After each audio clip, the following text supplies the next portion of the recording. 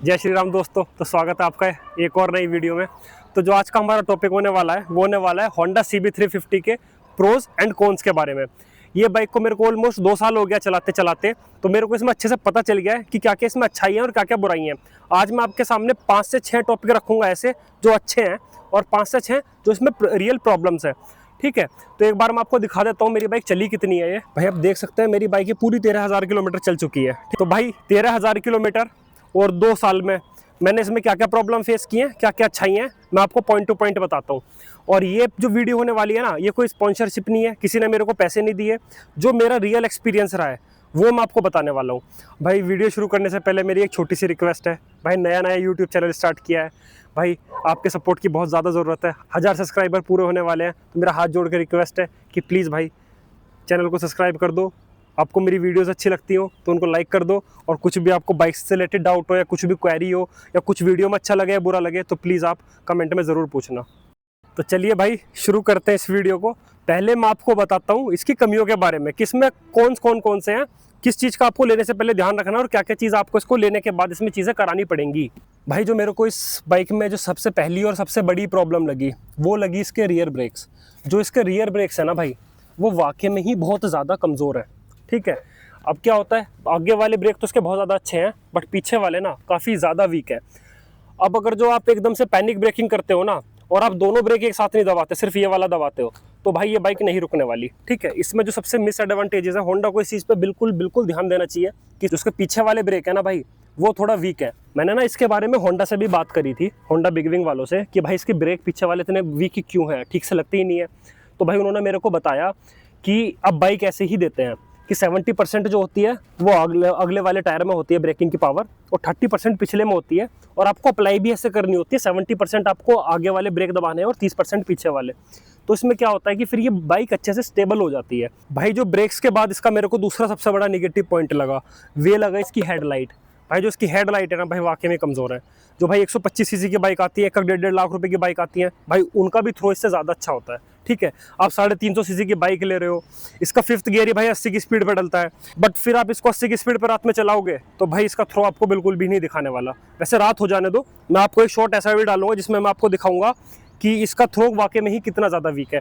अगर जो आप ये बाइक ले रहे हो, ठीक है, इसकी हेडलाइट बहुत ज़्यादा वीक है, तो आपको गारंटेड, अगर जो आपको सेफ ड्राइव करनी है तो भाई ये एक्स्ट्रा लाइट आपको लगानी ही पड़ेंगी। भाई जो इसका सेकंड डिसएडवांटेज है बाइक का वो है इसकी हेडलाइट। भाई जो तीसरा सबसे बड़ा निगेटिव पॉइंट लगा मुझे इसमें बाइक में वो लगा इसका साइलेंसर। ये बहुत ही अंडररेटेड क्वेश्चन है भाई, ज़्यादा लोग इसके बारे में बात नहीं करते, बट ये बहुत इंपॉर्टेंट है। मैं आपको दिखाता हूँ।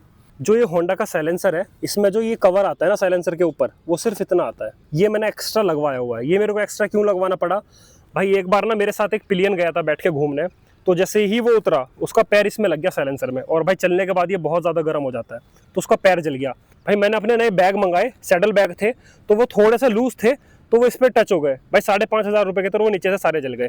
अगर जो आप इस बाइक को ले रहे हो और आप पीछे पिलियन को बैठ के चला रहे हो तो भाई ये आपको आफ्टर मार्केट लगवाना ही पड़ेगा। ये मैंने एक्स्ट्रा लगवाया हुआ है इस पर।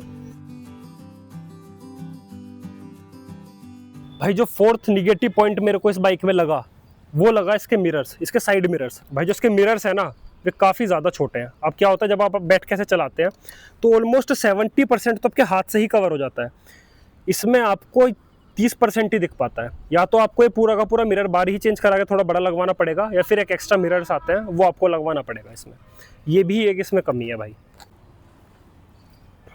भाई एक और इस बाइक में जो निगेटिव पॉइंट आ जाता है, अब ये क्या है, ये होंडा CB350 या हाइनेस या जो भी कोई होंडा की बड़ी बाइक आती है ना भाई, अलग से एक शोरूम आता है होंडा का, होंडा बिग विंग करके। ये जो नॉर्मल होंडा के शोरूम होते हैं ना उन पे इसकी सर्विसेज नहीं होती। भाई प्रॉब्लम जाके यहाँ पे आती है कि जो स्मॉल सिटीज़ होती हैं और जो थोड़ा रिमोट एरिया होता है वहाँ पे इसके सर्विस सेंटर अवेलेबल ही नहीं है। आप कहीं बाहर घूमने गए हो कहीं ऐसी जगह जहाँ थोड़ा सा रिमोट एरिया है और ये बाइक ख़राब हो जाती है तो सर्विस सेंटर छोड़ो, इसके पार्ट्स भी नहीं मिलते। बट हाँ ऐसा बहुत ही कम होता है कि किसी की होंडा की बाइक ख़राब हो गई, उसमें कुछ ऐसी प्रॉब्लम आ गई कि वो चल नहीं पा रही है या कुछ दिक्कत आ गई। बट हाँ ये निगेटिव पॉइंट है इस बाइक में। भाई एक और निगेटिव पॉइंट जो इस बाइक में भी है और इस पूरी कैटेगरी में भी, आप रेट्रो बाइक या क्रूजर बाइक बोल लो, उनमें भी ये प्रॉब्लम है। क्या होता है भाई, इसका सस्पेंशन ना काफ़ी ज़्यादा स्टिफ होता है, थोड़ा हार्ड होता है। वैसे इसमें मैन्युअली एडजस्टेबल दिए हुए हैं, ये रे, इसको हम एडजस्ट कर सकते हैं अपने कंफर्ट के हिसाब से यहाँ से। बट प्रॉब्लम क्या आती है ना भाई कि इसको आप एडजस्ट कर भी लो बट फिर भी आपको थोड़ा सा ना फील होता ही है। बट अगर जो आप एज अ राइडर आप बैठ के यहाँ बैठ के चला रहे हो बाइक, तो आपको कुछ भी प्रॉब्लम नहीं आने वाली सस्पेंशन से रिलेटेड। बट अगर जो आप पिलियन बैठ के चला रहे हो, थोड़ा सा ऑफ रोड आया, गदगी आई ना, तो भाई उसकी कमर में पक्का से झटका लगने ही लगने हैं।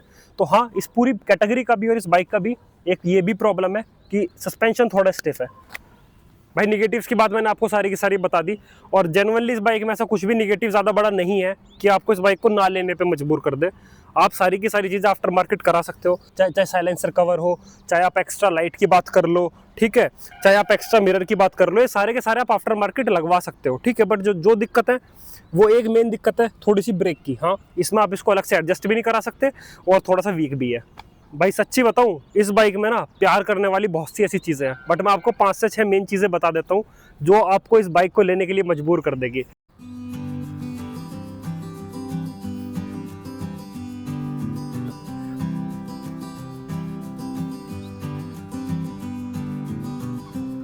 तो भाई अब बात करते हैं प्रोस की कि इस बाइक में अच्छी चीज़ें क्या क्या हैं। 5 आपको ऐसी चीज़ें बताता हूँ जो आपको इस बाइक को लेने के लिए ज़रूर मजबूर कर देंगे।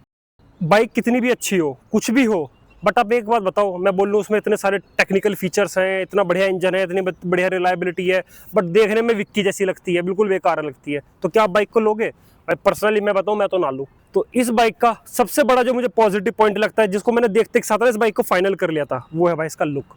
आप इस बाइक का लुक देखोगे ना भाई, वाकई में मॉन्स्टर लगती है भाई। 350 सीसी के हिसाब से इतनी सेक्सी बाइक मैंने अपनी जिंदगी में नहीं देखी। और मैं आपको बता सकता हूँ, जब आप इसको देखोगे ना, आप इसको ऐसे नहीं, इसको कंपेयर करके देखो, तब पता चलेगा भाई वाकई में सुपर एंड मॉन्स्टर बाइक है। अभी अभी ना मैं पेट्रोल डलवा के आया हूँ इसमें, तो पेट्रोल पंप वाले ने बोला भाई ये कौन सी बाइक है? मैंने कहा भाई होंडा की CB350। ओ भाई कितने सीसी की है? मैंने कहा 350। भाई फिर लोग बाग क्लासिक क्यों लेते हैं, इसको क्यों नहीं लेते? तो भाई वाकई में बहुत अच्छी है, लोगों के रिएक्शंस इसको बहुत अच्छे मिलते हैं। भाई बाइक की सबसे ज़्यादा मेन चीज़ की होती है उसकी आत्मा बोल लो, उसका हार्ट बोल लो, उसका इंजन। तो भाई इंजन की बात करूँ ना मैं इसका, भाई 350 सीसी का सिंगल सिलेंडर इंजन है, और मैं आपको गारंटी से बोल सकता हूँ कि इस इंजन से ज़्यादा स्मूथ आपको 350 सीसी में भाई कोई सा इंजन नहीं मिलने वाला।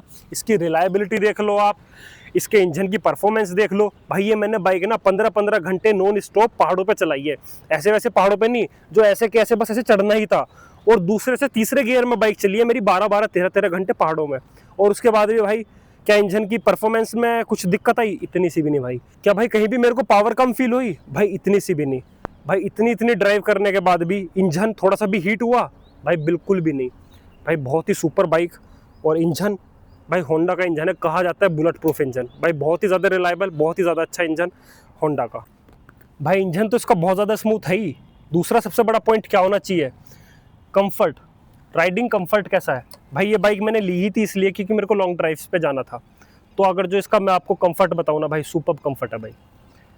आप देख रहे हो ना, ऐसे नॉर्मली बैठता हूँ मैं इस पर ना, हाथ ज़्यादा ऐसे है, मतलब थोड़ा सा स्पोर्टी लुक भी नहीं है, नॉर्मल बैठे हैं ऐसे बैठता हूँ बिल्कुल।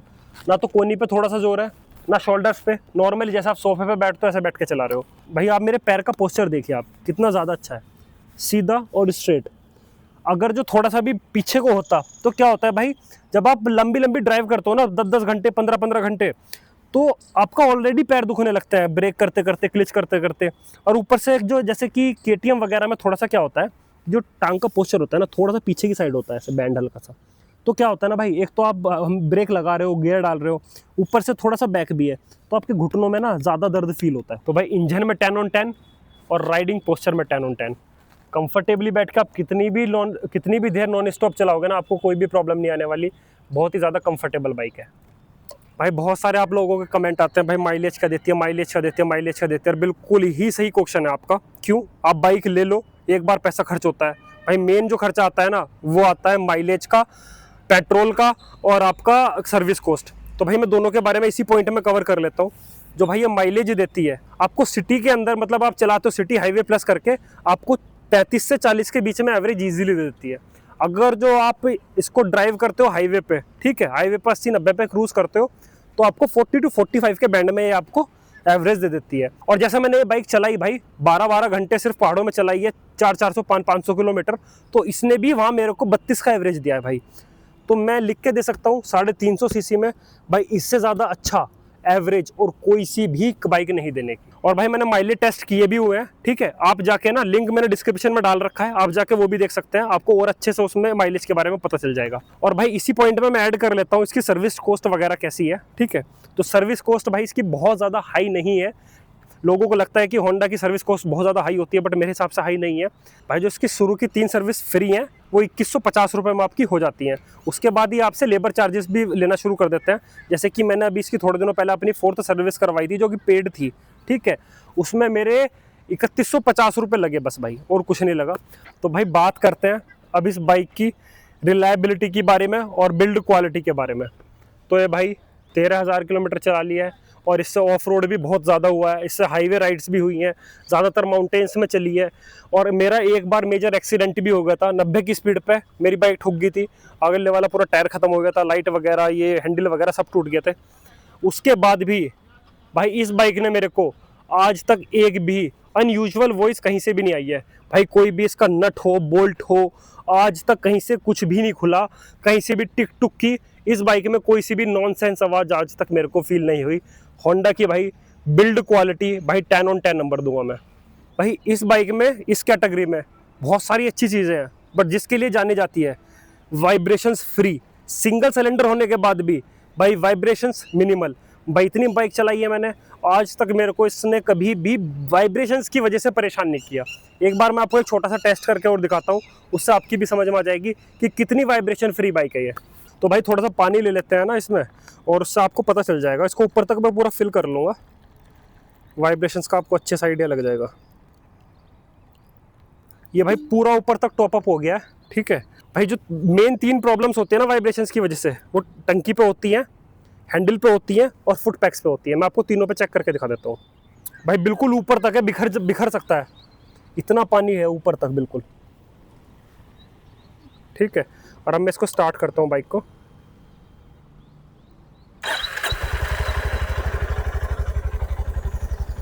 भाई जेन्युइनली एक बूंद भी नहीं टपका यार, आप देखना बिल्कुल ऊपर तक है, मतलब उसके बाद भी एक बूंद भी नहीं टपका भाई। आप देख सकते हैं कितनी ज़्यादा कम वाइब्रेशंस है। अब भाई दूसरा जो सबसे ज़्यादा प्रॉब्लम फेस करते हैं अगर जो किसी की बाइक में वाइब्रेशंस है, तो हैंडल बार। अब मैं इसको आपको हैंडल बार पे भी रख के दिखा देता हूँ।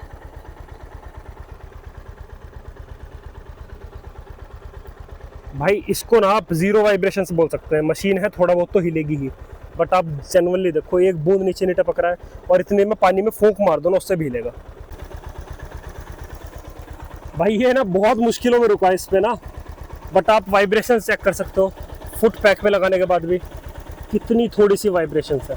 और जो भाई मेन वाइब्रेशंस आती हैं वो आती है इंजन से, जहाँ से स्टार्ट होता है वाइब्रेशंस आनी, वहाँ पे भी रख के मैं आपको दिखा देता हूँ। भाई अगर जब इस बाइक को वाइब्रेशंस फ्री बोलो ना, तो कोई भी प्रॉब्लम नहीं है भाई, बहुत ही ज़्यादा अच्छी बिल्कुल वाइब्रेशन फ्री बाइक। भाई ये था मेरा ऑनेस्ट रिव्यू 13,000 किलोमीटर 2 साल चलाने के बाद। क्या क्या मेरे को अच्छा लगा, क्या क्या मेरे को बुरा लगा, ये बिल्कुल मेरा ऑनेस्ट रिव्यू था। और क्या इस बाइक को लेना आपके लिए वर्थ इट है, आप प्लीज़ ज़रूर कमेंट में बताइएगा। भाई नया नया यूट्यूब चैनल स्टार्ट किया है, अगर जो आपको वीडियो अच्छी लगी हो तो प्लीज़ भाई वीडियो को लाइक कर देना, चैनल को सब्सक्राइब कर देना। कुछ भी आपका डाउट हो या कुछ भी चीज़ें आपको अच्छी लगी बुरी लगी हो, वो प्लीज़ आप कमेंट में ज़रूर बताना।